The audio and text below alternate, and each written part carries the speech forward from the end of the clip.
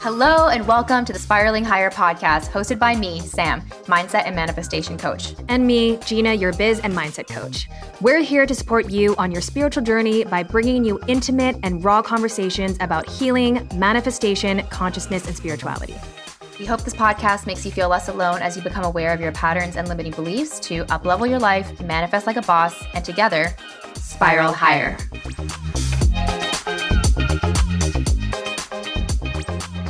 Oh, my spiralers, how we have missed you. We are so excited that today we are going to be recording all of our 2023 realizations and integrations as a host of this podcast, as souls walking this earth, leading our mission, being a best friend to each other. I'm just so excited. We have so much to say. We have so much to say, so much to reflect on. It's wild to think that it has been a year. It's been a year. We literally just did our Spotify Wrapped together over Zoom because I'm in Thailand right now. And the most shocking thing was seeing that we had 78% of new listeners. Mm-hmm. And so we're just soaking in all of the gratitude because we can't believe that we get to be a resource for you on your spiritual journey. We cannot believe that every single day, we get direct messages of you saying that this episode changed your life. This was a paradigm shift. This has been the most grounding, just inspiring pieces of content. Thank you so much. And when we first started, we really thought it was just going to be us and my dad listening to this podcast. Truly, truly. Yeah, just ourselves, your dad, maybe a couple friends would listen to a couple episodes here and there.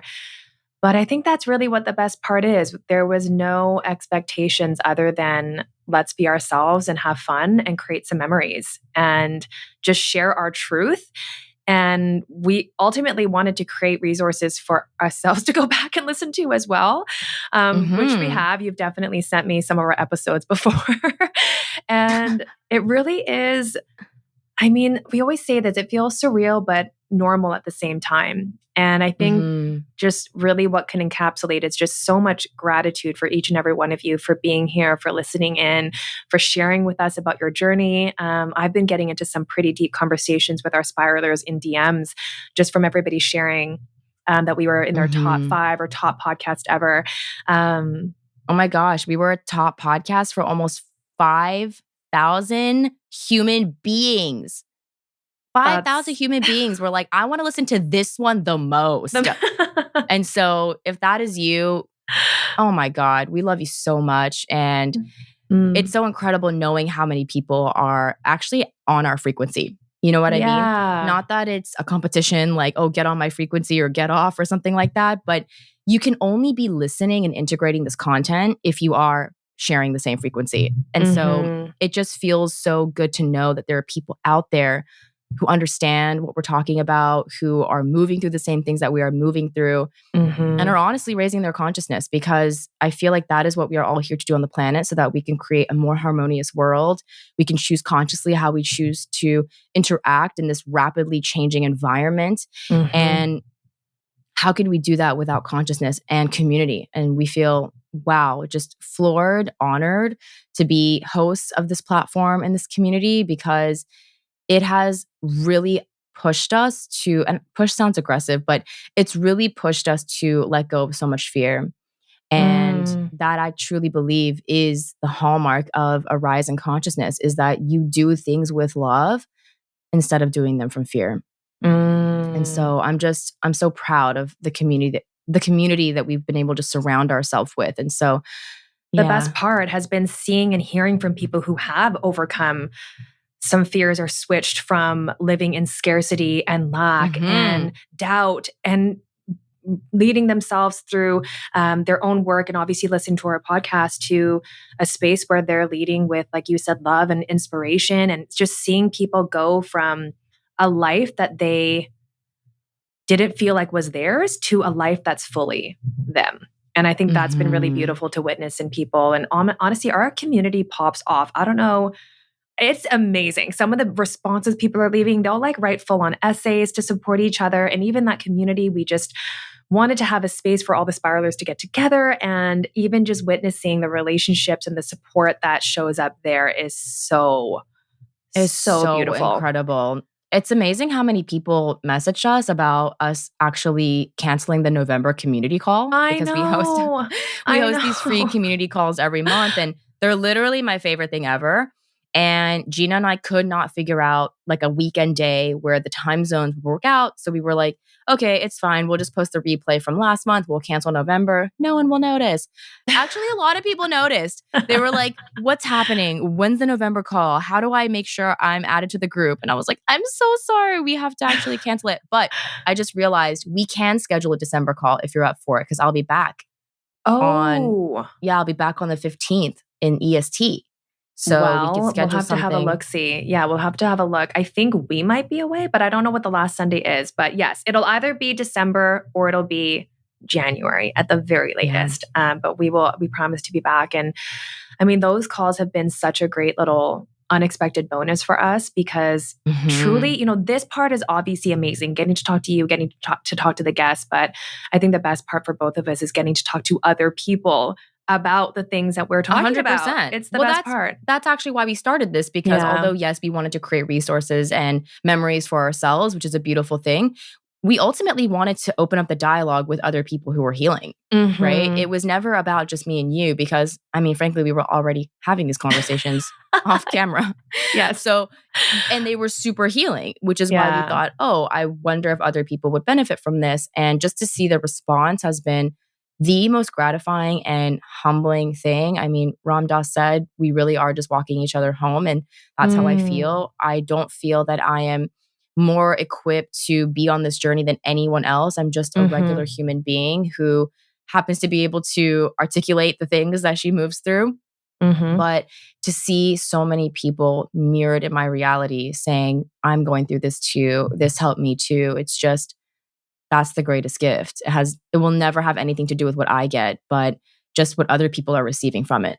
And I think the coolest part too has been how many people, even in my own circle, have stumbled upon the podcast. And I've learned so much about people that I thought I knew. Like, I didn't know that they were into this kind of stuff. I mean, a lot of people we've been friends with for a while, and then they come around and, they're just loving the episodes, especially the money episode. Episode 25 was our top one of this year, which is no surprise. But even that has unlocked a door of communication with people that we just never would have been able to do. And I kind of just love that we get to go so deep with everybody that listens in, because like you said, we know that everyone's on that frequency of openness and vulnerability and willingness to really see themselves and see us. And we're so damn lucky. We really are. I know. And so every single time a spiraler messages me, I just know I can go there, because they're already there. Yes. Right. And I have a one-on-one client right now who's actually just completing her journey next week. And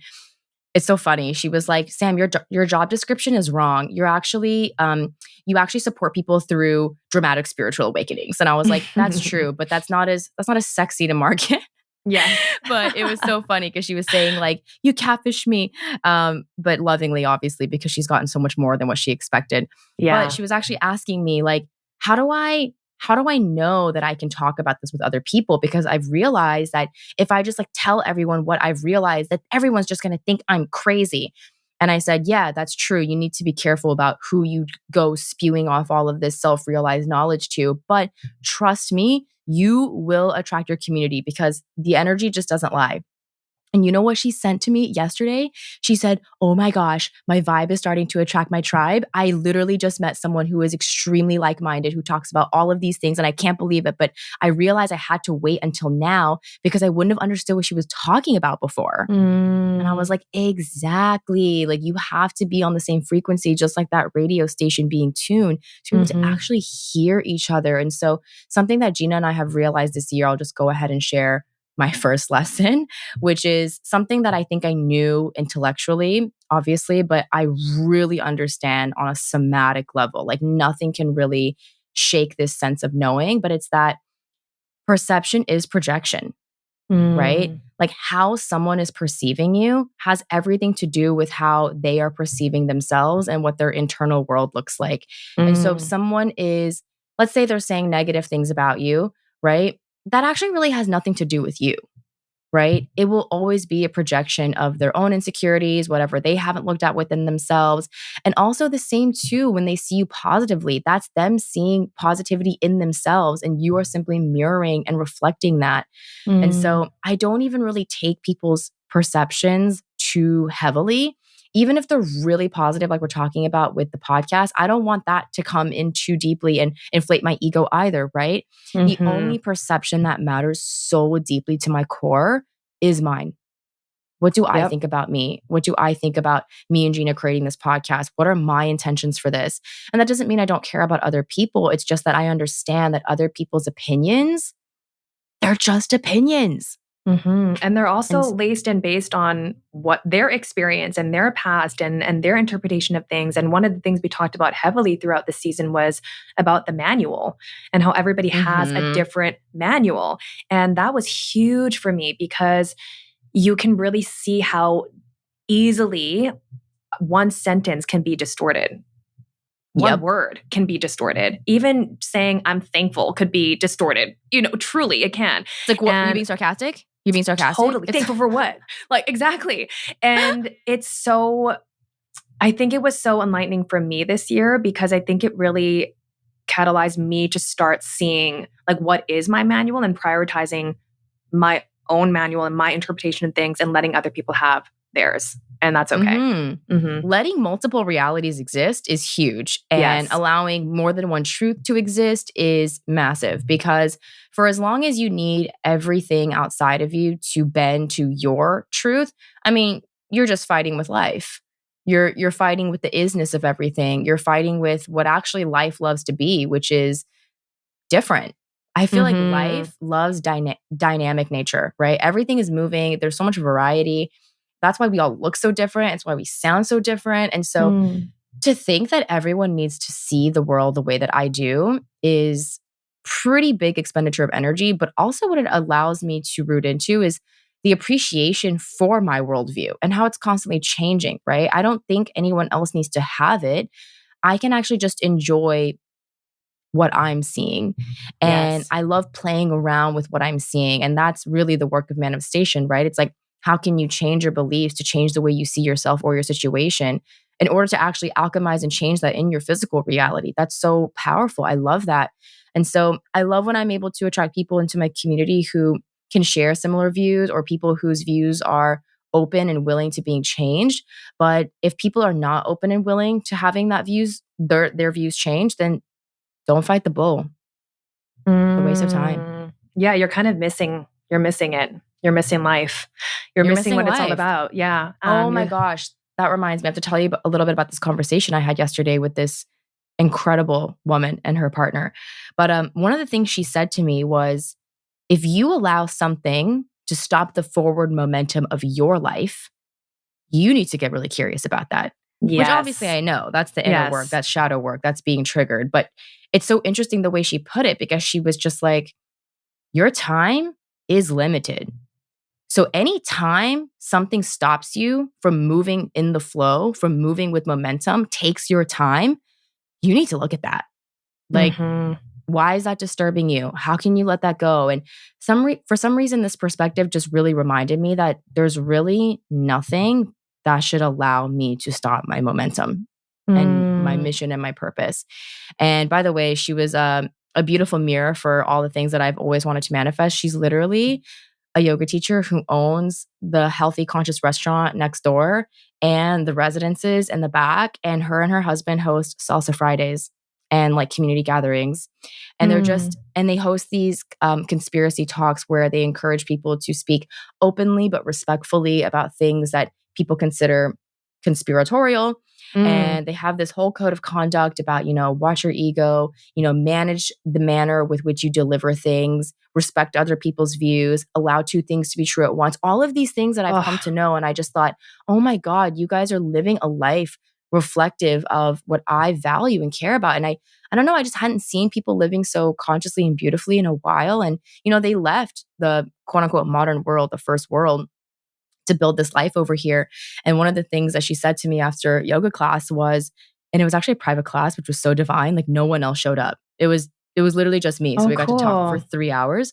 But she said, the first world thinks that they're so ahead, they're so advanced, but why are so many first world bodies coming to this third world country to heal? So true. And I was like, that's a freaking mic drop, because she's someone who is nursing back these bodies of like the Industrial Revolution back to health by finding balance again, by regulating the nervous system. So anyways, that was a beautiful synchronistic conversation. And do you remember my word for 2023? No, I remember your word. Oh my God. I feel like you recently got me a told me. journal. But I thought that was 2022. That's what I was going to say. Was it? Wasn't that? Yeah, I think that was last year I got it for you. That's why I was like, I know that one. That was more than a year ago? Yeah. Okay, that's nuts, because I thought it was this year. But throughout the conversation, she kept saying it really is about equanimity. She just kept saying that. And I was like, oh my God, that was my word. But I guess it was the last year word. But anyways, full circle, synchronicity, so beautiful. Equanimity. I love that. I feel like you've been having a lot of synchronistic conversations in your travels. And I mean, I guess I have been too. I mean, I haven't traveled anywhere, but just in terms of life is just always reflecting things back, which was one of our episode titles of the season, which is The Universe Doesn't Test You, It Reflects You. And I feel like that has been so true for us. And I feel what I'm grateful for in our journey is that we are ready to look at what is reflecting back, And I think, yes, we want to. I'm like, show me that shit. Like, let me see what's underneath there, because now when I'm triggered, I'm like, oh, here we go. Like, Let's see something that I wasn't seeing before. And so what I tell all my clients about feeling difficult emotions, because obviously no one wants to feel those. They're like, help me understand how I cannot feel these anymore, is what their initial goal is in coaching. And then afterwards, it's more like, oh, help me see and understand and seek medicine and wisdom from this emotion better, so that I can become a more evolved version of myself. But every time I feel an emotion now, I'm like, this literally somatically tells me that I don't see something. Otherwise, why would I feel this way? Right? My body, my soul has to get my attention through that energy to be like, look over here. And something that you said this year, which was so powerful, is pain causes you to look where you would never look. Like a light, it's lighting something. It's a lighthouse. It's showing you, hey, look over here. And so when we see it that way, we can see it as such a loving message versus something we need to run away from. And I feel like you and I know we've done our work when one of our ladies inside of our Unlayered Self mastermind, she left me a voice note and said that she's finally at a point where she is actually looking forward to the next time she feels this uncomfortable emotion. Yes. And I was like, yes. That's how you know you've begun to alchemize the shadow, because you see the fruitful nature of looking into the darkness. And because the darkness really isn't the darkness, it's really just your unawareness, right? It's literally that's waiting for the light. It's waiting for the light, right? There's no awareness. There's no light on there, right? So when you see a literal shadow, it's not a real thing. It just is appearing to be this object because there's no light shining onto it. As soon as the light shines onto it, there is no shadow, right? And so you begin to see that anything that feels shadowy and dark wants you to look there so that it can disappear, dissolve, transform, shift, alchemize. It's like, so now I think the reason why people don't want to look there is because they're like, oh, but if I look, I'm going to find something dark, scary, bad, shameful. And it's like, no, the dark, scary, bad, shameful thing only exists because you won't look, right? Because shame actually wants to be seen. And that's why I think our container is so healing for people, because everything you never wanted to share before, we're kind of creating a space where you have to share that.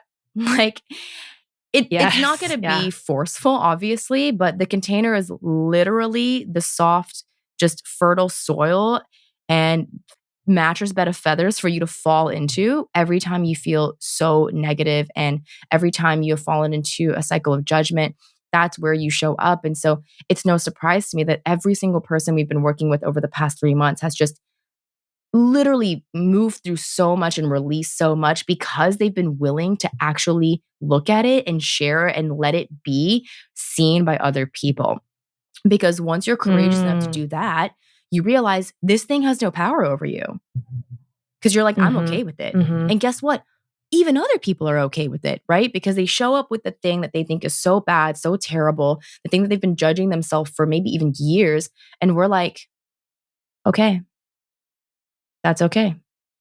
You're okay. Yeah. And we love you. Or they're saying, like, me too. Yeah, me too. Right? Me too. Yeah, that's been a huge part, I think, for sure. And even for you and I mean, it's been so healing to hear all of their stories, and we've been able to share ours as well. And yeah, I think the shame piece has been coming up a lot with our people, and even with actually one of my one-on-one clients. That's been a really, really big theme. And I think one of the biggest lessons for myself on shame as well is that shame really does a good job of hiding what's underneath it. Mm-hmm. And in our container, it's really been, how can we lovingly allow you to look at what's underneath and see that what's underneath is actually a really either beautiful intention to protect you, or it's actually not something that you even really need to be ashamed of. And what drives shame is, again, like the perception that it's shameful in the first place. And so I think it's been so beautiful for us to turn the lights on. And I think the biggest thing has been creating a safe space. And I think obviously as a somatic coach on my end, my job is always to create safety in their body. And I think it's so beautiful to see from day one till, now 3 months in, to see them finding that safety within themselves. Mm-hmm. And it's also been you and I finding a lot deeper safety within ourselves. I think that's been a huge learning curve for me this year.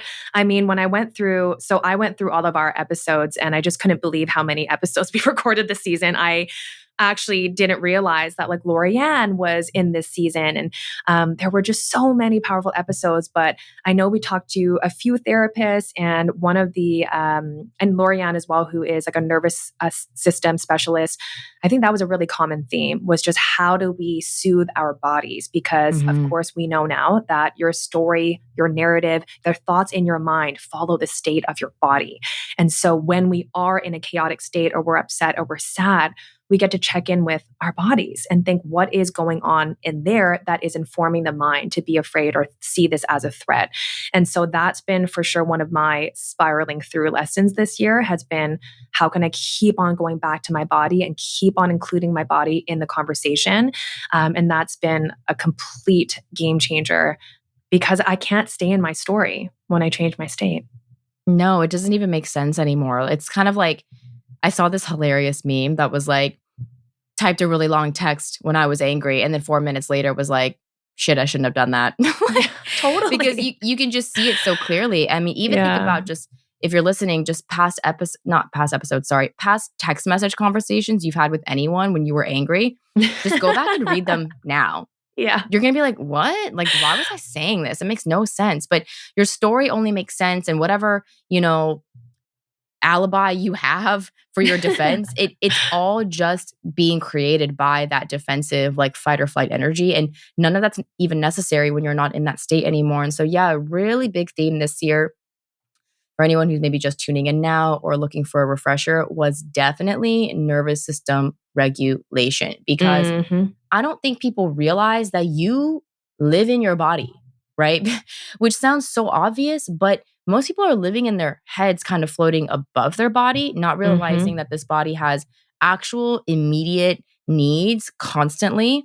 And I realized that what we need more of is energy, not time. So I keep telling my clients, maximize energy, not your time, which is a very difficult concept to understand, because when we are in the paradigm of maximizing our time, guess what we do? We cut all the self-care things that actually give us energy. Because if time is the thing that's most important, well, then I can't sleep in, and then I can't take a nap, then I can't go for an outdoor walk, then I can't do something for my inner child, then I can't call a friend, then I can't go take a shower. It's like all these things that would actually refresh you and renew your energy, which is going to be the resource you use to do anything in your life.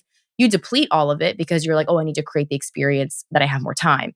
Now, what's so interesting is, because you deplete your energy, everything actually takes more time. So you literally create the experience of needing more time. You just prove yourself right. And then you keep yourself in this cycle over and over. And so one of the biggest things that Gina and I and our clients are now working towards is, how do I maximize my energy? Fuck time. It's not real anyways. Because if I have the most energy, I will make the most of the time that I have. That's the crazy thing, is when I have the energy, I never think to myself, I need more time. I only think I need more time when I don't have energy. Yes. Oh my God, that's so true. That was huge. I was like, oh, I don't need more time. Like this thought that I needed like an hour or whatever is because I'm believing that I won't have enough like energy to get it done within that period of time. So I need more time to be able to do it.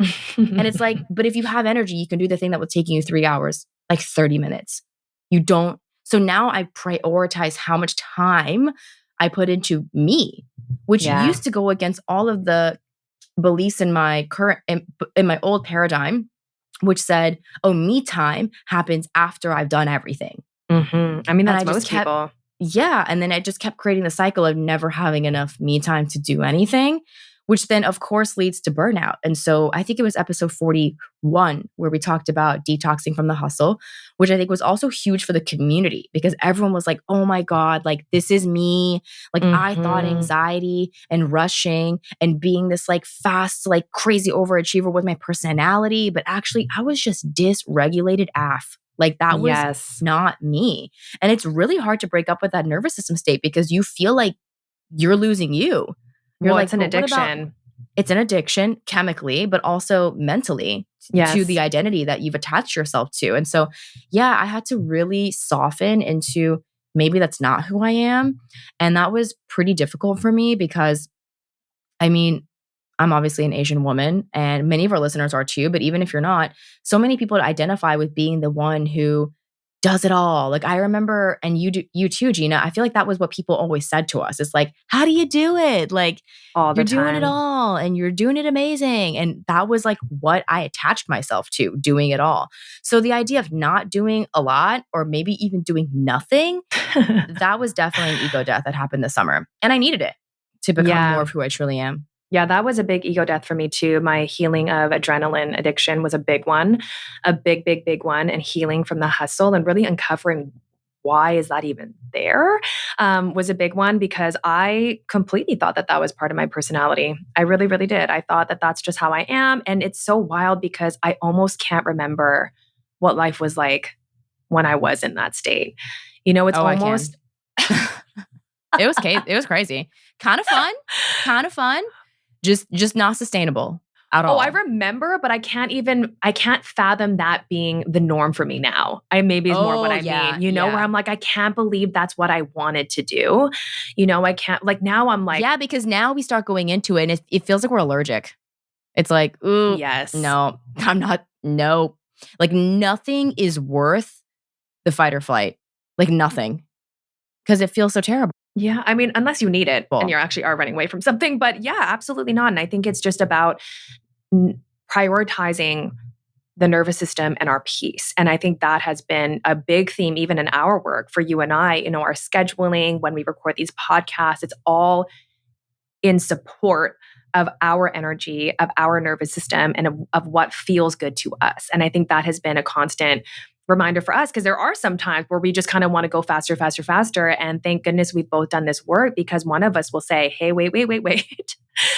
Let's check in with our bodies and see, like, I don't know if this feels good. And we're like, right, like, let's just hold off and we'll record, you know, next week or whatever, when it's better suited for both of us. So it's been, I think that's been a huge lesson. And of course, the energetic budget that you were talking about and prioritizing how do we replenish and create more energy instead of only doing activities that deplete it. Well, yeah.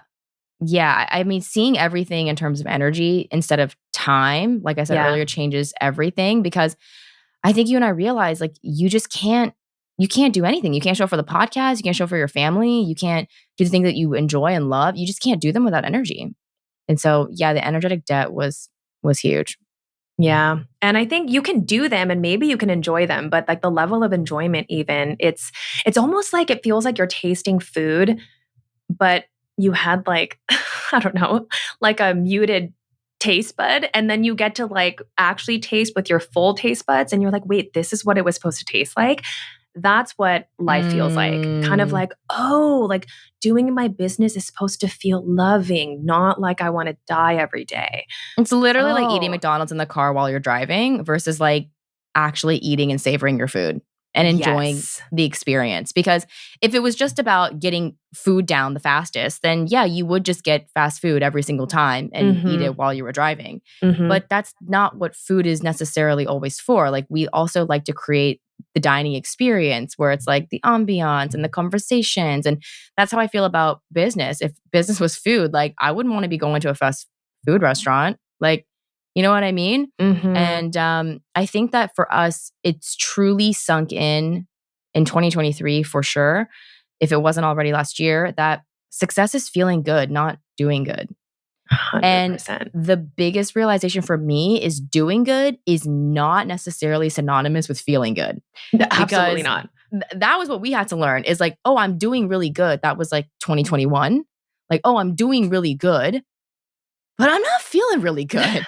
Well, even good, how was that defined, right? Good was defined not by how we felt, but just how What we other did. people perceived us as good, right? Good was the measuring stick that everybody else was using. And so I was subscribing to that because it looked good on paper. And now we have a completely different definition of what good is. One of our listeners, Giselle, she shared on her feed today just three of the questions that I had asked in that episode about.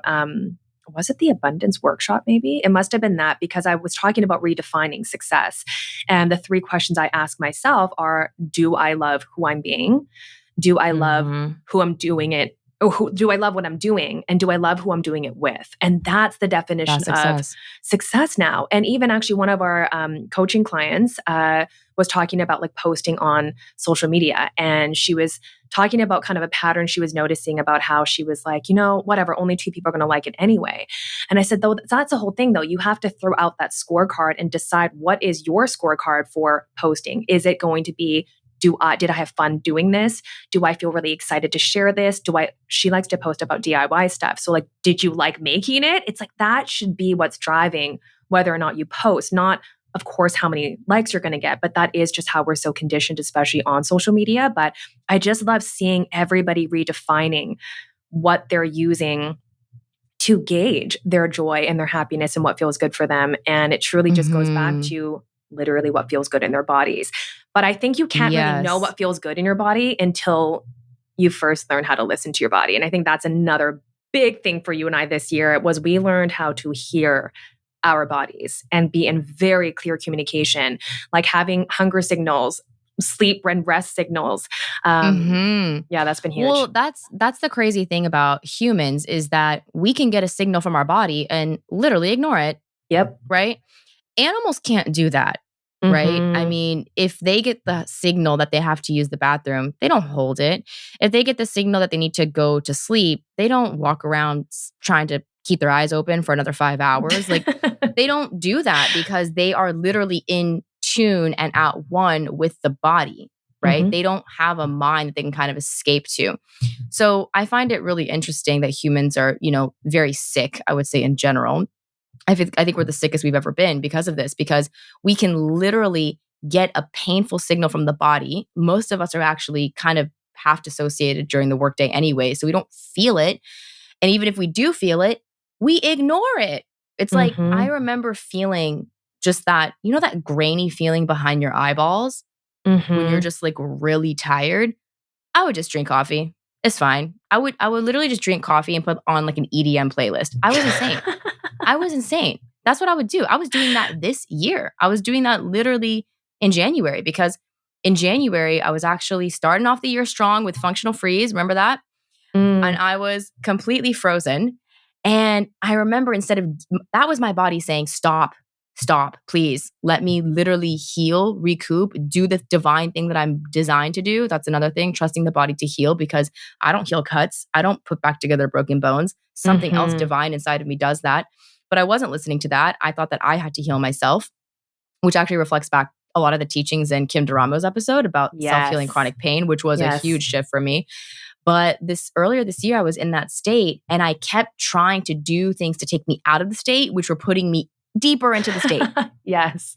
Because what put me into that state was like overexcitation, right? Overstimulation, too much, right? If it's too much, the body's like, we have to shut down, because the body's always going to seek balance, right? It's why, like, if you do drugs one day, like the next day you feel terrible, because there has to be a balance in those chemicals. Yes. The same thing was happening, but instead of respecting that part of my journey and my body's signals, I kept ignoring it and trying to basically excite myself out of it. And so burnout was kind of the theme of the beginning of my year. Like, I was just kind of in and out of it constantly, because I wasn't learning that as soon as I started to feel better, that was my opportunity to care for myself and regulate. I would just hit the ground running. I was like, perfect. I don't feel like ass anymore. I'm just going to do the exact same thing that put me into it. And so what's funny is I've been talking with our clients inside of the mastermind, and one of them particularly is kind of going through this. And we talked about how what put you into the state is not what's going to take you out of the state. Yes. Which is so funny because you get into the state because you're doing too much and then you try to do too much to get out. And it's the most counterintuitive thing, but the way is to literally do nothing to get out. It's like literally Chinese finger trap. You know those thingies? Yeah. That you put your finger in? Yeah, it's like every time you try to yank your way out, nope, that's not going to get you out. It's like you have to soften and allow that state to kind of shift and transform on its own. And that requires so much surrender and trust. So much, because I thought I had to do something about this. Like, if I don't get out of this state, if I don't, push forward, if I don't get past this, then like something bad's going to happen, or whatever story I was telling myself. But it was actually only when I let go of the story that I needed to do that my body could actually begin to support me. And so I feel like me and my body, like we are freaking besties, man. It's as soon as it gives me the sign that like it's uncomfortable, it doesn't like that, I'm like immediately the first person to be like, what do you need? What do you need? Just like it were a person. Like if a person were walking around with me and we're like, oh my God, I feel really tired and really hungry and like I don't feel like working right now. I feel like I need to sleep. And I cared about this person, I'd be like, go to sleep. We'll do it when you wake up. But because I wasn't actually in connection to my body and just used it as literally as if it were a machine, I was like, F what you need. Like I have other needs I need to take care of, which were basically validating my own sense of self and my ego. And so my body has definitely taken spot number one, and ego doesn't even really have a seat at the table anymore. I mean, I think it always has a seat, but it's like doesn't even need to really sit there. Maybe it like doesn't even come. It doesn't even come. And I think that's been the other thing too, is like really welcoming in all the parts of us and seeing all the parts of us as a gift. And yeah, it's interesting because I think for me, listening to my body was coming more in the form of like anxiety, I think, and my self-identity this year, I think has really shifted, where I was really, this is from Danielle's episode where she talked about the wounded versus healed self. And I think for me personally, my self-concept and my self-identity for so long was just only ever through the eyes of the wounded self and through the eyes of my self-limitations. And to be able to shift that and see so clearly, I sobered up. I sobered up. I wasn't under the influence anymore. And to be able to really, see the truth in who I am, and also to notice that the reactions in my body to things that I was afraid of, or these internal fears that I have, that we all have, we're all fearful of certain things, or not, again, like wanting to post something on social media and having that nervous system response. We get to listen to that. We get to say, like, what are you seeing?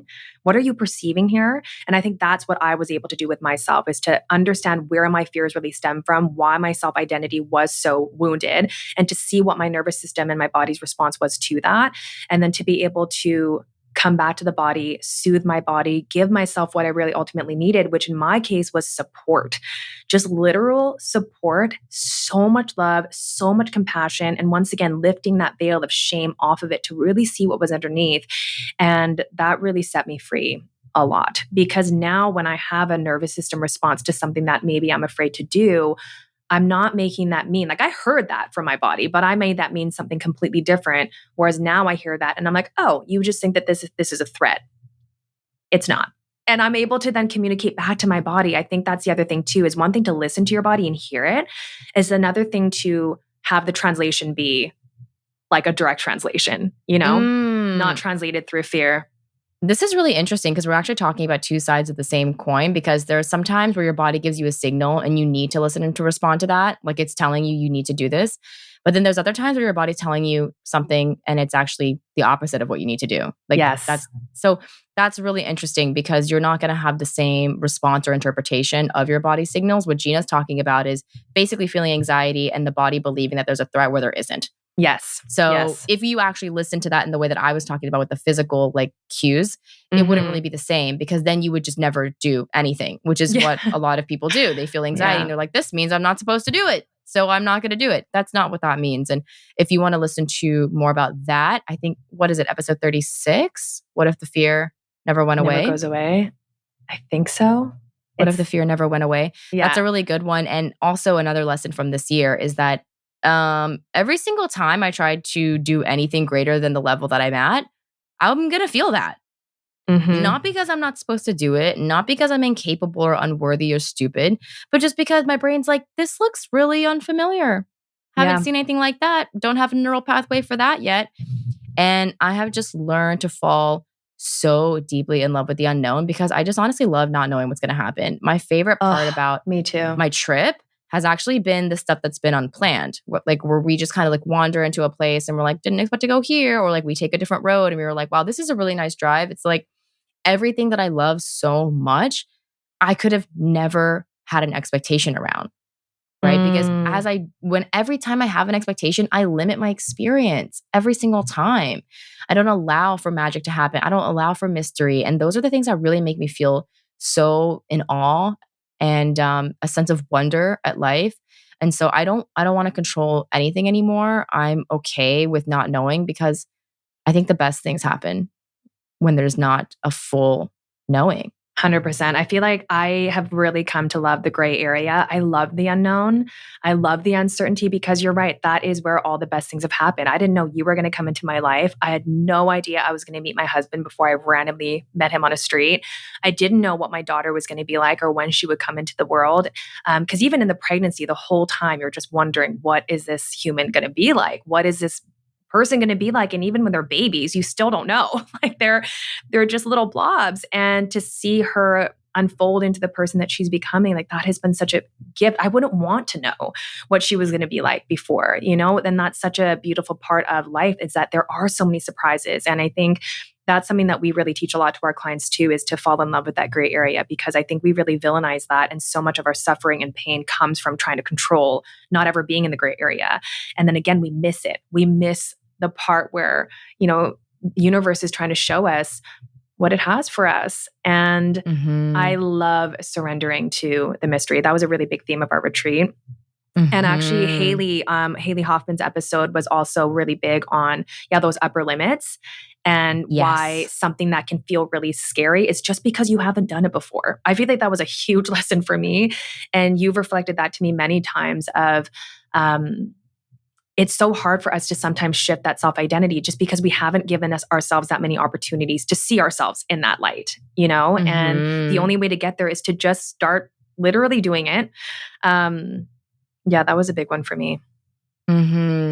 Yeah. And we also have completely healed, I think, the perfectionist wound. I mean, it definitely still comes up, but we just know how to deal with it a lot better now. And if you don't heal your perfectionism wound, I mean, you'll never be able to jump into the unknown, right? Because the unknown is going to require you to be honestly like a beginner in a lot of ways. Like, let's say you want to, who knows, start or shift into a new career or explore a new hobby. You're going to have to accept not being good at that. And the point shouldn't be to try to be good at that, but to experience yourself through that. And that was a huge thing for me. And when we started this podcast, because if the goal was like, I have to be a good podcast host and I have to release good podcast episodes, my brain would have never gotten to the point where I was like, I'm good enough now. Let's do that. Right. I had to actually leave the paradigm of even needing to be good enough in order to start. Because if I had to stay in that paradigm, I'd be like, well, when am I good enough? And that's the thing. That's where most people are. They're like, oh, I'm not good enough to share, or like, I'm not smart enough to do this, or I don't have enough to do this. And it's like, but that paradigm always begets not enoughness. Like, you will never get to the place in that paradigm where you're like, oh, I'm enough now. You have to leave that paradigm completely. This is actually what my book is about.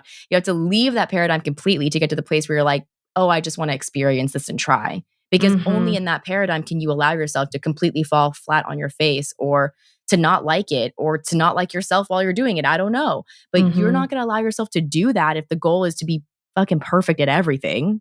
Like, you would never start. I mean, who you would? would never start. And that's most people. Who would start?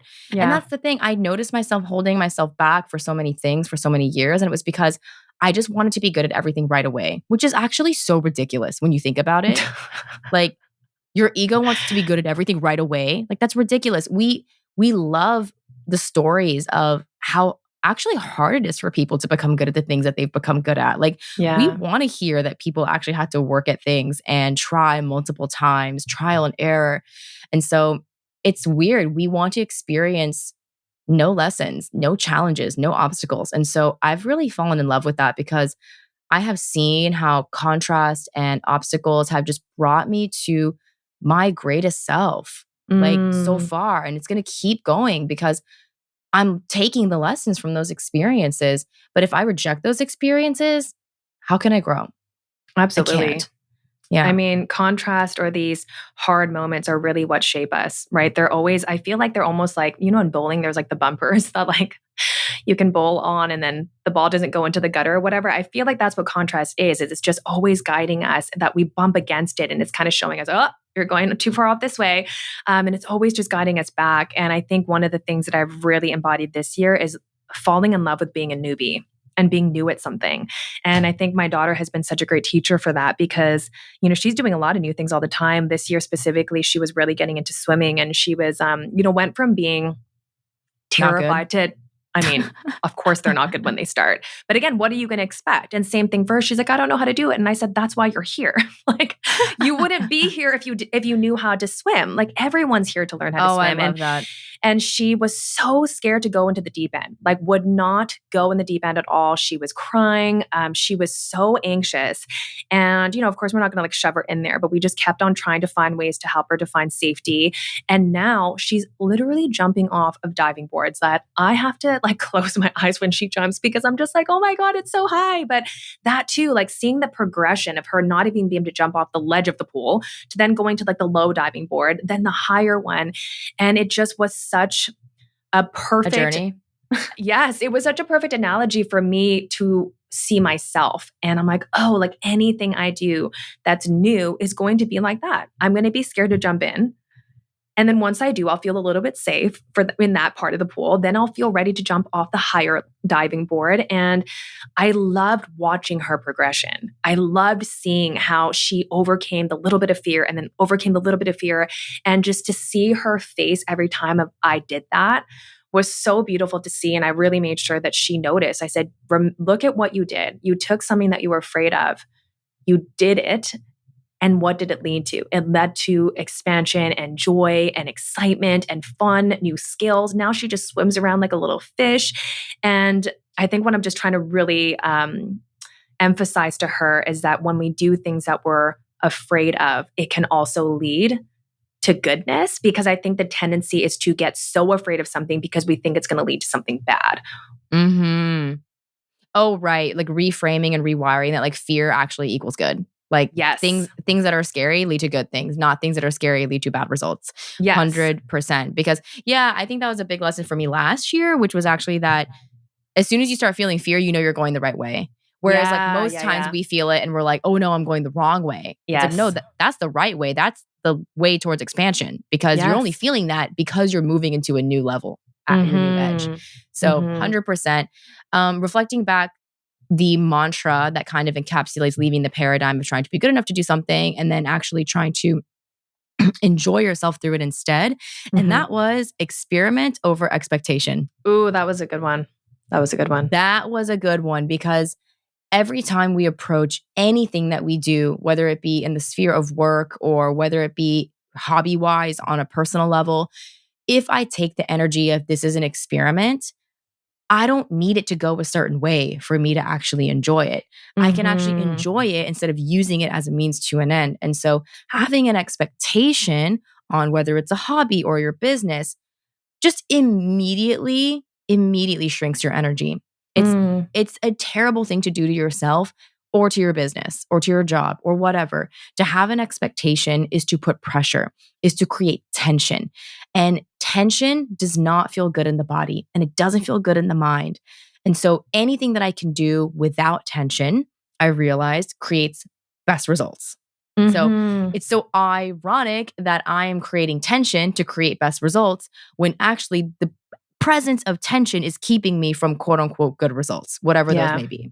Yeah. And actually the best result is enjoying myself. So I choose experiment over expectation. Ooh, so I have a piggyback to that. And I think one of my mantras this year has been pleasure over pressure. Because pressure is just baked into, I think, a lot of us and the way that we function. And I've just been really trying to lead with, joy. And anywhere that I've felt pressure from myself, I've tried to reframe it of how can I make this more enjoyable? How can I allow myself to actually want to do this? Because imagine if I said to my daughter, like, you have to go on the diving board. You must, and you must jump off perfectly. Like, she would never want to do it. And so we're really creating such kind of like lose-lose situations for us. And I think when you realize that, oh, I'm not even creating an environment where anyone would want to do this, right? You start to realize, okay, how can I be more inviting to myself? How can I invite myself into whatever it is that I'm doing, whether it's business or starting whatever, a YouTube account or whatever it is? How can I introduce this in a more pleasing and pleasuring way, just in a way that's going to entice me to feel more joy and more likely to actually want to do it versus just, oh my gosh, I'm going to get yelled at, or I'm going to hate myself, or I'm going to feel bad about myself. I think I've created a lot of impossible scenarios for myself in a lot of ways in the past. Yeah, I think we've been integrating this for a while now, but I'll just reiterate this. But I think trying to get to joy makes no sense. Yes. You need to move in and with joy.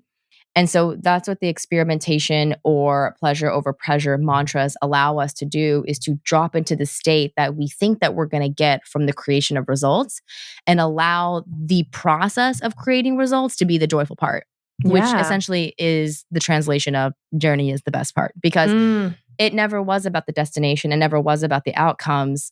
You can set aims and targets for sure, but the gift is always going to be how you feel and where you're going on the journey, not where you end up, what you get, what people think of you. It will always be, did I enjoy creating that? Did I feel like me, like you said earlier with those questions? And so I think that believing that joy or success or any of that is outside of you is, again, a lack mentality. And something else I remembered over and over, or I was reminded of over and over this year, is every time I'm rushing, I have fallen to the level of scarcity. Someone asked me recently, like, how do you know if you're in scarcity or abundance? Number one, you don't ask that question. You're definitely in scarcity if you're asking that question. But number two, you're rushing 100%. Like, because if everything really is abundant and I have more than enough time, more than enough energy, I trust myself, I believe in what I'm creating, why would I rush? Right? So if I really believe in the thing that I'm after or whatever, and I believe in my capability to do that, why do I need to go so fast? Because if I'm rushing, I'm basically saying that if I don't get there fast enough, that might not happen. So there's a level of like disconnection to your true self underneath all of that. And it's been a really good indicator or marker in the physical reality to tell me to go back inward, right? Because every time I'm rushing, it's such a beautiful opportunity to meditate, which is so ironic because it feels like the exact opposite thing I want to do in that moment, which is why I have to do it. Because when I'm in the rushing, I'm in the paradigm of needing more time again, right? I need more time instead of I need more energy. So when I need more time, I say, I don't have time to meditate. I don't have time to go on a walk. I don't have time to look inward at myself. And then I continue to create the experience of scarcity, needing more time. And so if you feel like you're in a rush, the first and only thing you should be doing is stopping, because you're not going to feel less rushed when you get it all done. That's the lie. That's the lie of scarcity, is that you won't feel scarce anymore when this is all complete or when you get these things. But it is a lie, because whatever you gain in scarcity continues to feel like scarcity. You'll just feel like you're afraid of losing that thing, or you'll feel like it's actually not enough anymore. Now you need double amount of that thing. It never ends. The only way to break up with scarcity is not to try to get things to be unscarce, but is to shift out of that state of scarcity. That's the only way. And that was a huge paradigm shift for me, because I think most people are conditioned to believe that if you work hard enough and if you get the things that you want, then you will be out of lack.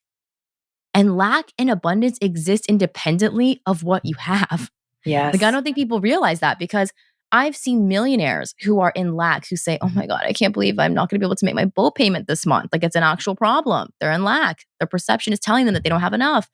And then I've met Balinese people who make $5 a day and tell me that life's great. God is good. God always makes sure I have enough. And those are completely different energetic states, and they have nothing to do with how much money they have. And so I have reminded myself over and over that the way I get into abundance is not by trying to get more things, because that's lack. Think about it. I need more. Immediately lack.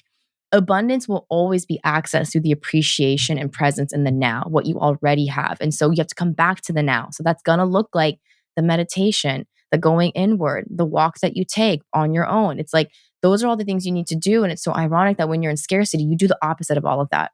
I think that the key thing there too is that you have to slow all the way down so you can see how fast you were going. I think that was a big thing for us. I had no idea how quickly I was moving, or even that I was addicted to adrenaline. I was like, I feel like I'm a pretty calm person and a chill person. And it wasn't until I slowed all the way down and I was like, oh, okay, I can see. Because again, like we've used this analogy before, if you're driving, 100 miles an hour, it doesn't feel like it's that fast, right? Because you're already driving at that speed. But if you slow all the way down, even going, 30 miles an hour is going to feel a lot faster. So I think we all have to have that baseline. And I think that's what meditation offers so well, is that complete stillness so we can see what speed our body's actually meant to be operating at. And then we can kind of gauge from there what speed to go in from. And I think even that, I think in myself, I used to not be able to see how quickly I was going. And now, like we keep saying, like we can hear our bodies so clearly. Like I can tell when I'm starting to get too quick in my brain. It's very clear to me, and I'm able to kind of settle that down. And I remember actually in the Ellison Charles episode, I actually have this written down because she was talking about how she feels just as at peace when she's sitting on her patio, just like drinking a cup of coffee, a really slow morning, as she does when she's in creation mode, working and all of that kind of stuff. And I think that's where you and I are definitely at. I feel like in all of our states, whether it is in deep creation mode and we're like at the retreat or recording these episodes, or if we are just on the phone together, or if we are just sitting alone at home, that sense of peace is what is the common denominator between all of those experiences. And I definitely don't think that was the case prior to this podcast. Oh, yeah. I mean, definitely not. I remember, like you said, looking back, it just feels like another life that you can't even imagine. But it feels like looking back on your partying days, right? Yes. Where you're like, whoa, how did I drink that much? Like, and you'd stay up until like 4 a.m, and then you'd go to work at like 9, and you were kind of okay because you were young and your nervous system was able to handle that for a short period of time before it would ultimately seek balance again.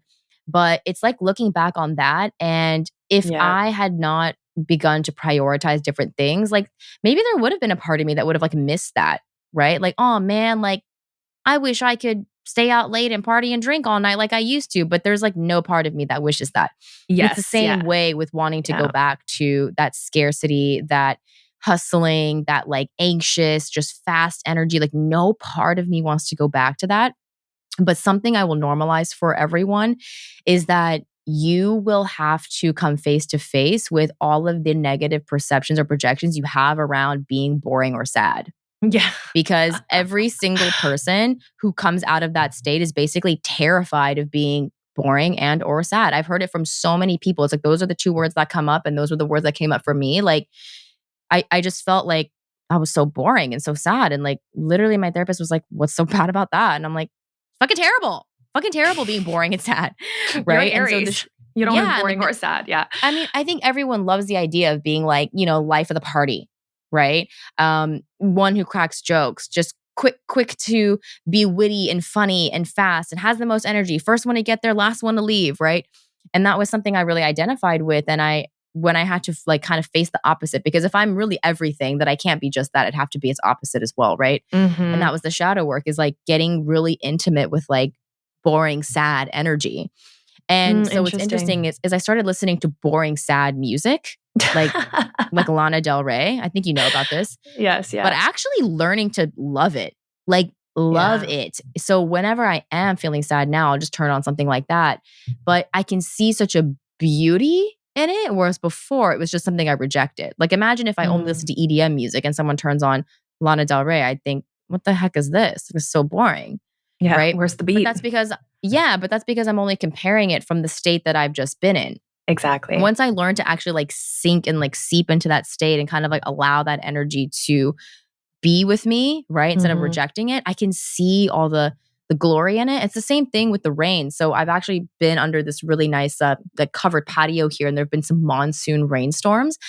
And I'm just watching and being with the rain. And I mean, you know me, I've rejected the rain much of my life. Just I'm like, ugh, like dark, rainy, terrible.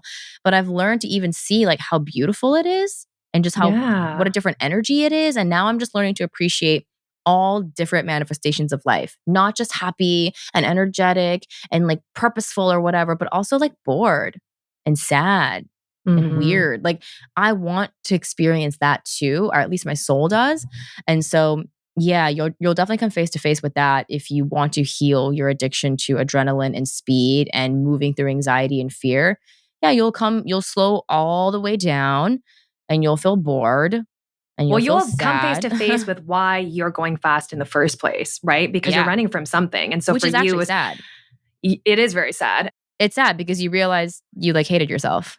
Yeah, mine Yeah. was definitely just driven by like worth. It's like, well, then how will I know if I'm good at anything? And But like, that's how will I sad. know?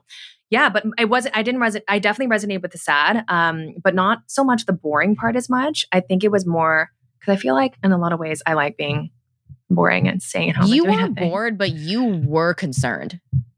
I will reflect that back to you. You weren't bored, but you were concerned. Oh, You were like, absolutely. Absolutely. I'm just reflecting that like my level of concern was not in the shape of necessarily worried about being boring, but more worried about like if I'm going to spoken be from a Cancer. Yeah, exactly. I'm like, I'm fine with being boring. I actually like that sometimes, but I was more like, but how am I going to get stuff done? How will I know if I'm good at things? And will I even be able to function? I thought that would mean that I would just become a potato and do literally nothing. And it's like, no, you'll have energy that's actually not in deficit. You'll actually be operating from a place where you have energy to expend. And when you are inspired and creative from that space, oh my gosh, like the things that are going to come out of you are going to be so different and not forceful. Because I think before, when I was in that adrenaline state, I was trying to create, like I got to create. And it was just, again, that pressure part. But when you are really prioritizing the energy and taking care of yourself, and you're in a surplus of energy, the creativity just flows out of you. And so I think for me, and what I teach a lot of my clients is you will go farther by going slower. And 100%. I think that took me very long to see. And farther doesn't mean like faster and like higher and all of those things, but the depth, I think, is what I more mean. It's like I feel like I'm living life so much deeper than I was before. I feel like before I was just like flying above the surface, and now I feel like I'm like inside of it. I 100% identify with that. Also, this is really interesting, but this is a great metaphor. I went snorkeling in the Gili Islands of Bali with these really awesome tortoises, but it was a really, really windy day. Like they almost were not going to take us out onto the water because the waves were pretty big, but a lot of us complained that we already paid. So they did it anyways because anything for $1, right? So they take us out there and it's like a 20-person wooden piece of plank, basically. Oh, this is the boat that you sent me a picture of. No, it was a different boat, actually. Oh, okay. That boat was also not a good experience, but this boat was like one of those boats made out of wood. There's no metal to this boat. So there's no like shock absorption, okay? Like anytime like you go against a wave and then like slap down onto the water beneath the wave, it's like you're just literally landing onto your tailbone onto a piece of wood. So extremely chaotic, wavy ride out to the waters. And then I got into obviously the water with my little snorkel thingy, and it's obviously way calmer, but the waves are still really deep. So I just took off my snorkel thing and then just wanted to go down deeper into the ocean, obviously holding my breath. But as I did that, it was like such a beautiful metaphor for how it feels to be really grounded and embodied, right? Because when I feel really present, I feel like I'm really sitting within kind of the grounding centers of my body. I can feel myself in here. And it feels that way when you're in the ocean. Like when you're really deep down, you don't feel the ripples of the outer world.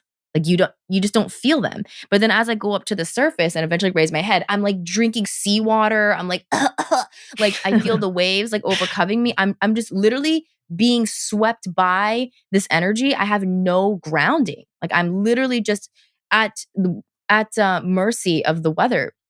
And that's how it feels when you're not present. You're just at mercy of like whatever is happening outside of you. You're just being completely slapped around instead of actually really grounding into the present moment and into your body and being the eye of that storm, truly, because anything can happen to me now. And I know that I would be able to have a conscious response to it. Like, yes, there could be a trigger, but I would work through that before I responded anyways. And I don't need to respond to most of those things when I'm truly in a place of peace, right? Because if I'm already at peace, why would I want to leave peace?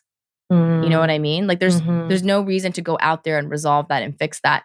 And so I feel like recently I've been kind of moving with my peace towards the things, not trying to get peace from the things, which honestly, if you really think about it energetically, how would that even work?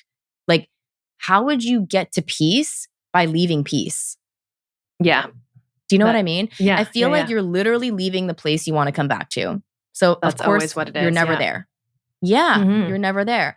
So I feel like I'm moving with my peace. It feels like I'm swimming underneath the water and I'm less influenced by what's going on the outer reality, which feels like where the boat was. Does that make sense? Yeah, absolutely. I feel like the visual I'm getting is almost like, I feel like when you're not present and when you are just living in your head and living in your mind, it's like a plastic bag in the wind. It's just being swept up. It's Do just, you ever feel like a plastic bag? I mean, I think everyone can honestly relate to feeling like a plastic bag. That's why that song was such a hit. Yes. Because you just are literally Lying going with the wind and you're not grounded and you have no direction. Like you're just going where the wind is going. And that doesn't feel good because most people want to go and have clarity and go in the direction of their own soul, right? Their own true desires. Like to go everywhere and nowhere, that does not feel good. No. And you're so susceptible to everything around you, right? Versus, I think one of my favorite meditations, I think it was a Sarah Blondin one, but it was this visual of a just deeply rooted tree that no matter what the weather was, the tree is just chilling. It's just immovable. It's unaffected, unbothered by what's going on around. And obviously we still get triggered about certain things. But as you said, I think once we recognize those triggers, we're anchored back into that root of the tree and able to come back. And what a beautiful gift that is. I truly love this journey. I love this journey. Okay, actually, it's so funny you just said the tree thing because in yoga yesterday, I was in tree pose and she was telling me like root to rise on your left side, which is your trunk. And then like my arms kind of like were waving because I was like trying to like gain my balance. And she was like, allow the wind.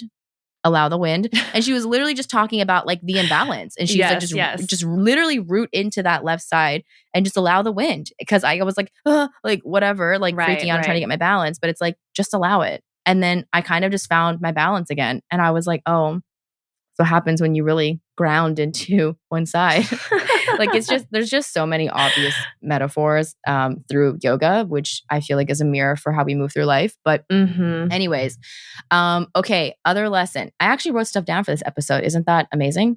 I did too. Look at my paper. This is the first time out of 58 episodes I've ever written anything down. Oh, the paper's so filled. I love it. Okay. So what I have written down is if you are stuck in desire, AKA wanting something in the future, you are honoring your illusions more than reality. And listen, that will always hurt because you're fighting with life. Because if you want something more than you appreciate something, you're denying and rejecting life. You're literally rejecting everything that's here. And so I call that disrespecting reality. And I catch myself whenever I'm doing it because there's something about the word disrespect that kind of like puts me in my place, right? Because if you're being disrespectful, it's like, hey, like, let's look at that differently. Let's treat that person with more respect. So I think of treating the present moment with more respect because I also partly co-created it.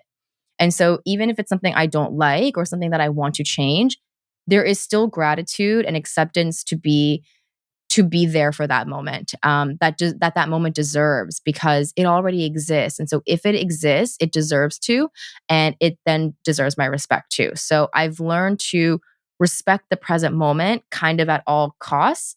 And that what has led to so much of what I appreciate appreciating and so much of my gratitude to continue growing. Because if I am in every moment respecting what I have already created or what has already been created by everyone that's here, then I'm not rejecting and going against the flow of life. And And so I use my appreciation and respect for the present moment, regardless of whether it looks the way that I want it to in the future, to actually fuel me and help me create those things, because I actually can't create something new when I reject what's already been created. I like that. It's like wanting to make a remake of something. Like you want to make something better, but you're like, I refuse to even look at the one that's already been created. But it's like, you need to make a remake. Like you need to accept that that's already been made so that you can make it better. But if I'm like, no, I'm just not gonna like accept that, then you can't even make it. You can't even make it better. Like if I was like, oh, like, can you make a remake of like The Lion King? No, I don't like Lion King. I don't want to make a remake. Oh, but it's like, can you make it better though? You need to accept that it exists so that you could make it better. And I mean, Lion King arguably cannot be made better, but you know what I mean. I mean, they did do a remake of it, but it's just the live action version. But that's not going to be your life. Your life can definitely be made better, unlike The Lion King. Yes, unlike The Lion King. I love that. I mean, I more wrote down kind of fave moments that I think I kind of touched on throughout the episode already. But yeah, what else you got? Let's hear it. Ooh, I mean, I think we've said this before, but when we seek to understand with genuine curiosity why something is the way it is, instead of judging or criticizing the way it is, we actually have the best chances of changing it, because we're going to the origin point of the behavior, not the symptoms or results of that behavior, right? Because I think something will happen, whether it be in our personal life or professional life, and we'll judge the thing that's happening, but we never get curious about what led up to that thing happening. So our judgment of the thing blocks our ability to actually dismantle the pattern that's creating that result. And so if I actually look at the result instead as if I am a neutral scientist, right, looking at the results of a hypothesis, if a scientist is truly being neutral, which they're supposed to be according to their code of conduct, right, I would see a result, and if I wanted something different, I would just get curious and go back and change the variables. Right. But imagine if I was really mad at the results. That would just block me from being able to see how to create something different. Yeah. And so this kind of leads me to saying that you have to accept the results. Same thing with respecting your reality. They kind of go hand in hand. Like you need to accept the results, like whatever it is. Let's say it's I got mad, or like I gained weight, right?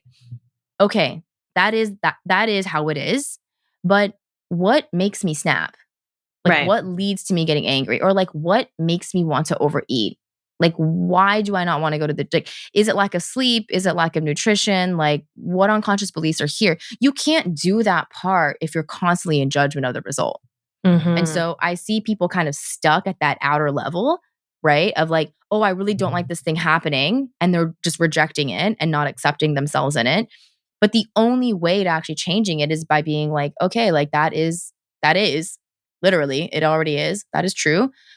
But what led to this? And again, I could never have actually been able to look at my patterns and shift them had I not begun to become curious about the results I was creating, rather than judgmental of the results I had continued and kept creating. Yeah, I think another way of looking at that too is kind of like, why am I judging it so hard? I think it's been my journey too of like, why would it be so bad? You know, like I think when I had the fear of settling my adrenaline and like, what if I'm not going to be able to produce enough? It's like, well, what if I don't? What would be so bad about that? And I think that unlocked a lot for me of what I was making that mean, like the meaning making of everything. So what did you make that mean? Literally that I'm not worthy. Yeah, I mean, that's like everyone, it's always right? That, right? It's that I'm not going to be, well, how will I know if I'm good? Or that I will ultimately not like myself and hate myself even more, which is so funny because I'm like, I already hate myself. So like, I'm afraid of hating myself more. It's like, I already don't. Right. And so when I realized that I'm just not permissioning myself to even try things because ultimately I'm going to feel bad or other people will think I'm bad, which ultimately is just me feeling bad about me. When I release that pressure of, well, even if people do think it's bad, can that be okay? Like, why can't that be okay? I think I was trying to fight with the reality that anyone would think negative things about me, but it's like, but people already do. So like I can't prove, you know what I mean? Like I can't prove that, but I'm sure there's people, I mean, we're all human. There's going to be people out there, especially in a public platform that maybe don't like us. And can that be okay? Like what is so bad about that? Well, that leads me to one of my other things, which is that if you really are going to show up as your authentic self, speak both your mind and your truth, people will both love you for it and hate you for it. Okay.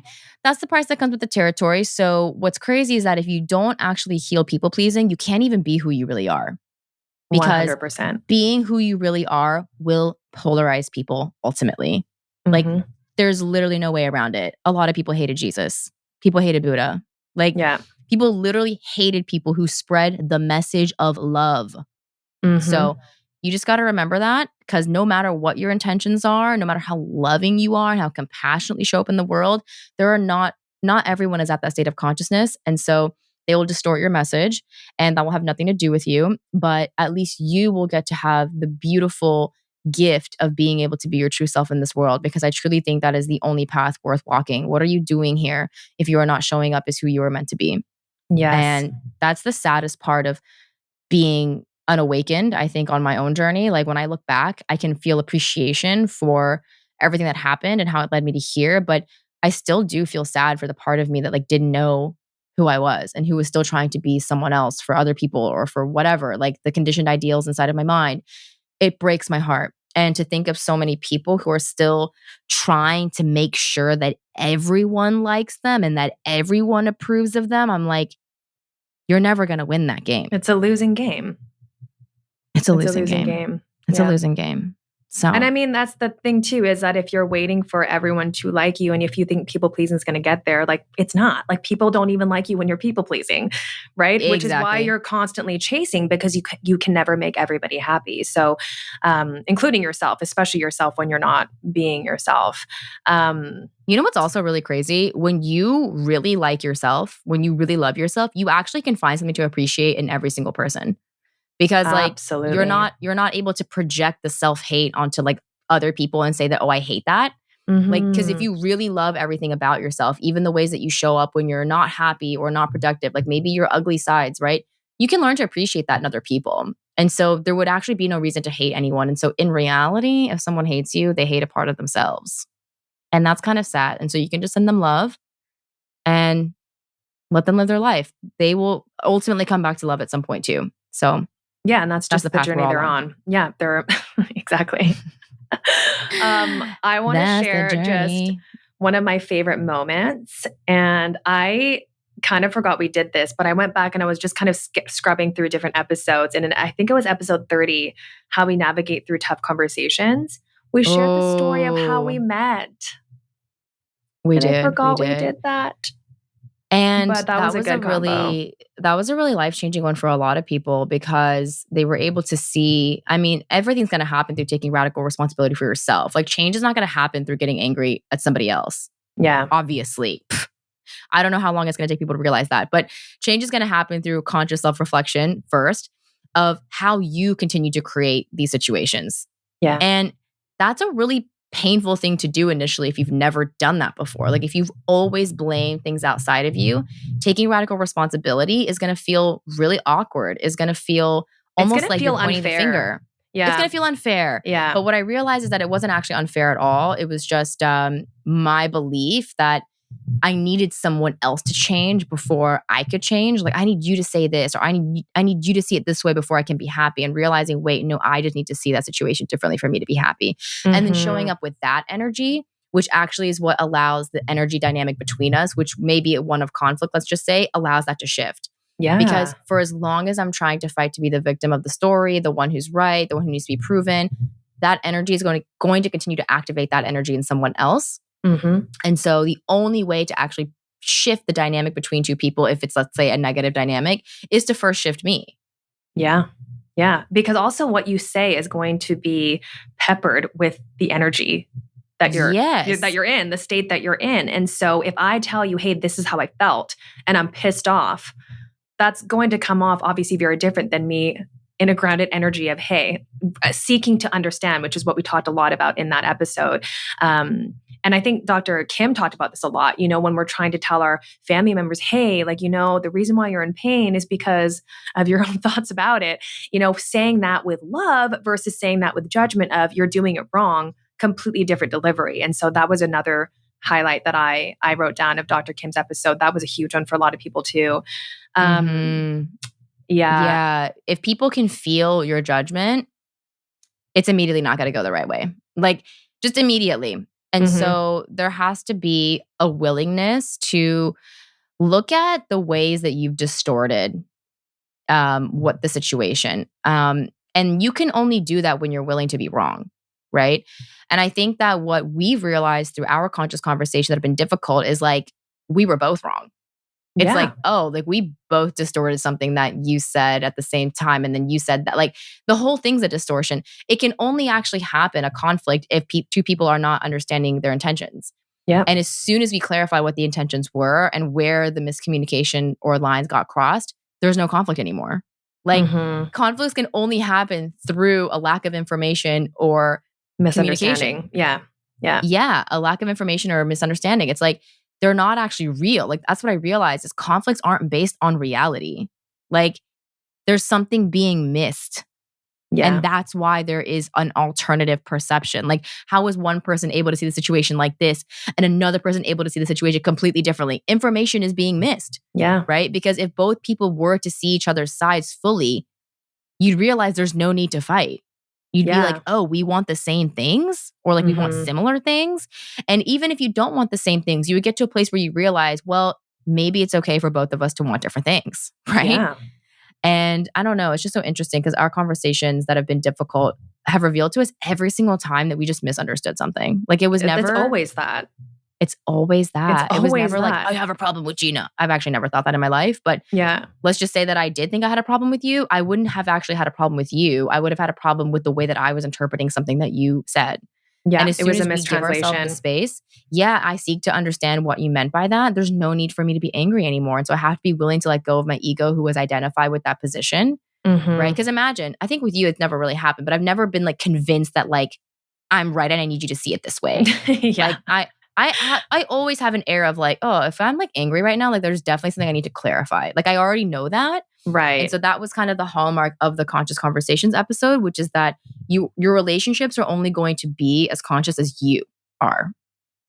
Ooh, yes. That was huge. Yes. That's a quote. That's a quote. That was so good.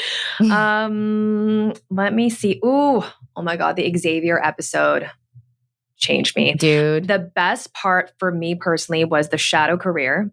And I can apply that to anything, right? Like sometimes there's shadow friends. Sometimes there's shadow tasks, right? Meaning there's things that we think are what we're supposed to do, but you it's do it really, from the wound itself. Exactly. From the wound itself. It's not actually you, the unlayered self you, the true you that wants to do it. It's a version of you that's trying to hide something else. And that really changed me. And also the archetypes he talked about, being willing to be the villain archetype or the fool archetype.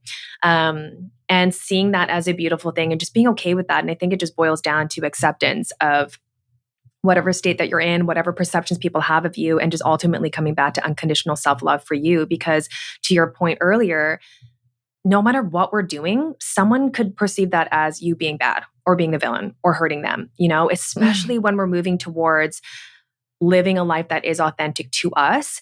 When we're shifting out of an identity that so many people around us are used to seeing, when we start to change, it's a threat to who you are to them.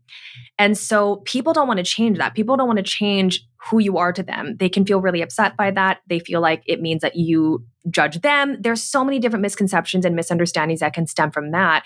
And so on this journey, so many of our clients have said that it has caused some disruption in their other relationships.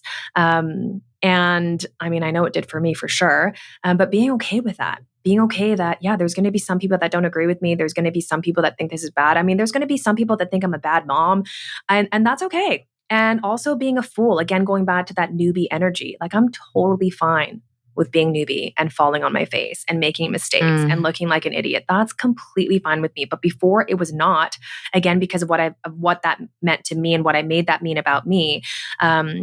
Looking like a fool means nothing about who you really are. Literally nothing. Yeah, I mean, once again, perception is projection. So whatever anyone is thinking that is foolish, they've just rejected the foolish parts of themselves, right? That's why one of my favorite memes is that it's like the picture of the Buddha painting, and he's in front of a bunch of, I guess you could call them practitioners, followers, or whatever. And it just says, once I accepted I was cringe, I was set free. Like, or like once I saw the cringe in me, like I became free. As in like, once I accept like all the parts of me that I see as silly or weird or dumb or stupid, whatever, once I accept that within myself, like I truly am free, because if someone else doesn't accept that in me, it doesn't mean anything about me. And it really just points out in them that they haven't accepted that yet. And that was me like 2 years ago, where like I definitely was that person, not 3 years ago. I was that person who definitely called out people for being cringe, like internally. I never said anything about it because I mean, what kind of person leaves a negative comment? Like that's so insecure. Anyways, but like, let's just say like someone was doing something cringy. I'm not going to say they're doing something cringy, but like I would cringe inside 100%. Right. I'd be like, oh, that's so cringy. But like that person was just like self-expressing in a new way. Like, how is that cringy? What I realized was the cringiest thing was that I was behind my phone screen calling that cringy. I'm like, I'm the cringy, not this person who's self-expressing in this way. Yeah. And so I realized too that if self-expression in whatever form is cringy, okay, then I guess I have to accept being cringy, because I value self-expression and exploring the ways that I can expand my self-expression. Like, I think that is truly here what I am here to. I am truly here on earth to express the self through so many different mediums and practices. And so for someone to think I'm a fool for expressing myself is really just showing me that they haven't given themselves permission to express themselves. I was just going to say that. Yeah. Yeah. That judgment literally means nothing to me now. And that's why I feel that my self-expression has become so unlimited. Like this year, I even share some of my poems and things like that, because I just thought this is a way that I'm expressing my energy. And if someone's not down with that, it's a free society. You don't have to follow this page. You don't have to like this video. Like you can block me. People have power and they use that power to send you a negative comment. And I'm like, that's amazing. That's amazing that that's what you decided to do with your power. Wow. That's amazing. I couldn't imagine a more useless thing to do with the infinite power that you have. But that is the world that we currently live in. And hopefully raising your consciousness or our consciousness and the collectives will change that. But honestly, when you are in that frequency, like none of that, like you can't even like hear that noise. It really just is like background noise. I know. You're just like, what? So unbothered by it. It's just, I don't know, the mosquito that flies by. Yeah. It just is a part of the nature, a part of the world that we have to live in, but it's what are you tuned into, right? And I think the where you and I are tuned into is all I can just see is just the beauty in things and the love and compassion in things. And that's just how I choose to view it. And let that be my view, and anybody else can have their view, and that's totally fine. And I think that really just comes down to true acceptance of yourself, which we definitely talked quite a bit about. I mean, the Deborah episode was huge about that. Yeah. I can't believe we had her on. Like that was a huge highlight. I've just admired her for so long, and I've been learning from her personally, and I know you have too. And just, yeah, to have her, I don't know, be seen by her was really incredible. I also, I know I talked about Kim. I shouted out Kim Durama already, who was extremely life-changing. What was I going to say about that though? I guess I already mentioned it. It was just a paradigm shift. That was a huge one. Yeah, Dr. Kim was great. Tracy Stanley. Ooh, oh my gosh. I feel like I was in a yoga nidra state during that episode. I mean, like her voice definitely brings you there. Definitely brings 100%. You there. Divine soul. Yeah, I mean, I've definitely introduced yoga nidra to my practice almost daily. So thank God for Tracy. She was such a grounding presence. Oh my God, Danielle Laporte. I can't believe that happened. That was almost this time. Wait, was that this time last year? February. Didn't we was it? Did we record that then? Oh my gosh. That was we got to meet incredible. Danielle in person. Yes. She came to the studio and we recorded in person. And I mean, first of all, she has one of the most grounding earthly presences in the entire world. Yeah. I wonder if she's an earth sign, because she definitely gives that like earth goddess energy. Yeah. And my nervous system immediately calmed down in her presence. Just settled. Like, yes. Remember, because we were kind of freaking out about the recording equipment being all set up. Remember that? Yeah. And then she arrived and she's like, "Hi, ladies." And I was like, "Oh, hi." I know. And then she just enveloped us in this beautiful hug. I know. And I was like, we were like, "Oh my God, we're so excited to meet Danielle Laporte." Yeah. And then she walked in and we were like, "We're so excited to have this conversation." Because she was just such a grounding, embodied presence. Yes. And you can feel when you are in the energy of someone who fucking walks what they talk. Yes. I think that we are becoming that or are that, in some respects. But to be in Danielle's energy was like, oh, this is your life. Again, yeah, it showed the speed, right? The It was like, speed. yeah, I think when she came in, it was like, oh, like I just geared right down, and I was like, oh, I Yes. thought I was going at a, at a steady kind of slow pace, but once she came in, I was like, oh, there's more gears to go down. That was Mhm. such a beautiful conversation. Who else? I mean, there were so many. I like literally started writing down the names of every single person that we had on, I know. but they were so good. I mean, we talked about Allison Charles. Her power animal deck actually came into play at our last retreat, which was so beautiful. And oh my gosh, those animals were very on point for each and every one of us. Who else? Nick. We got to talk to Nick, but I don't know. I literally just looked at Nick. Yeah. Nick, but we don't need to list every single name because I think honestly, we don't post bad episodes, guys. Like every single episode has so much wisdom to offer. You don't need to listen to anything in order. You don't have to listen even to the whole episode or whatever. You could just literally scrub to any part of any episode, and one of our guests, whoever's on, is going to say something that's going to shift something within you. And that was the point of inviting them onto the podcast. That was the point of us asking the questions that we posed. We know that every single person on earth, not just our guests, but on earth has something to offer. And when someone shares their life experience or their practice, there's just so much to be learned from that if you're willing to be open. And one of the things that I've been really integrating this year, which sounds stupid and so obvious, but it really is just the simple fact that I don't know everything. And that allows me to constantly be learning. And that's what I love so much about being the host of this incredible podcast, is that I get to be learning all of the time. And so if you feel overwhelmed sometimes that you're learning too much, remember that this is not a journey about speed again, but also how can you really integrate what you're learning too. So that's huge. And we release episodes weekly, which is arguably too fast to be integrating a lesson from an episode immediately. So, go easy on yourself, go slow. Now we're going to have this incredible break where we plan out. We've already started. Oh my God, we have so many incredible things we cannot wait for in season 3. Yes. But now that we're going to have this holiday break, go back, listen to your favorite ones. And my favorite thing is when I hear listeners or clients say, I went back and I listened to X episode, and girl, it hits so much deeper because your state of consciousness will impact what messages you are able to truly receive. Yeah, absolutely. And we've talked about that so many times. We'll reread the same book over and over again, and it just hits completely. I know. You're different. Like, how did I not highlight this part last time? I know. What was I thinking? And sometimes I'm like, why did I highlight this part? Yeah. This part seems so obvious to me now.